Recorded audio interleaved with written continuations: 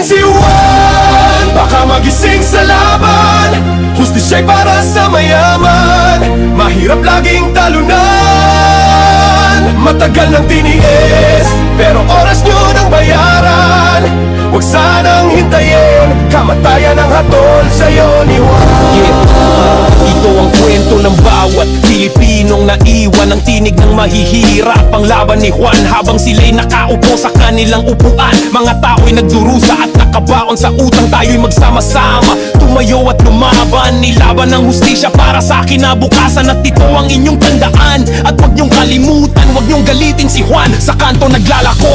Piso-piso lang ang kita habang ang mga buhaya milyon-milyon ang binulsa. Pag mahirap ang nagpasala, kulong agad sa selda. Wala na bang pag-asa? Nasaan ang hustisya? Mga bata walang gatas, tinitiis ulam na asin. Pero ang mga anak nila sa ibang bansa nagsha-shopping. Bakit ganito ang mundo? Bakit laging dihado? Si Juan ang lumikha, pero si Juan din ang ginago. Bakit ba kasi hindi kayo makontento? Pagod ng ordinaryong tao ang puhunan ng yaman nyo. Bawat luha ng ina, bawat gutom na bata, katarungan ng sigaw. Buksan ang pinto ng hustisya, flood control sa sapa, inanod na ng baha. Kawawa ang mamamayan sa bulok ninyong sistema. Nalubog kayo sa buwis ng mamamayan, pero si Juan lubog na sa baha, baon pa sa utang. Mga kontrakto ng kalsada, puro palpak ang gawa. Bilyones ang kinita, lubag-lubag pa rin ang daan ng masa. Mga kasabot na opisyal para mga hari sa palasyo, habang si Juan ay nagugutom. Nilamon ng dilim sa kanto, kayo'y tunay na salot. Magnanakaw, mapagsamantala, magnanakaw sa kongreso, sa proyekto, sa bawat firma. Huwag kayong kampante sa inyong karangyaan, baka magalit na si Juan at ulan kayo ng kamatayan.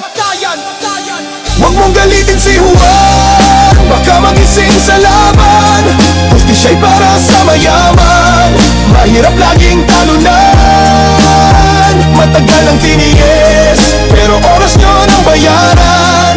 Huwag sanang hintayin, kamatayan ang hatol sa'yo ni Juan.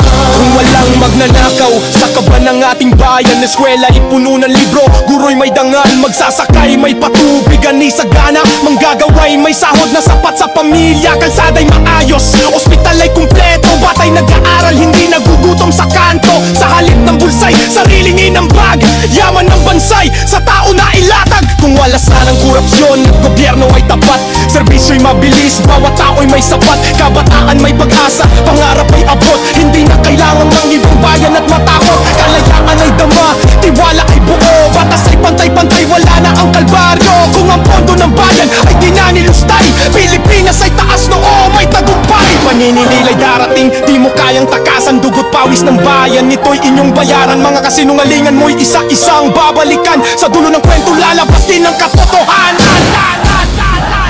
Huwag mong galitin si Juan, baka magising sa laban. Hustisya'y para sa mayaman, mahirap laging talunan. Matagal na tiniis, pero oras nyo nang bayaran. Huwag sanang hintayin, kamatayan ang hatol sa'yo ni Juan. Huwag mong galitin si Juan, huwag mong galitin si Juan. Matagal ng tiniis, huwag sanang hintayin, kamatayan ang hatol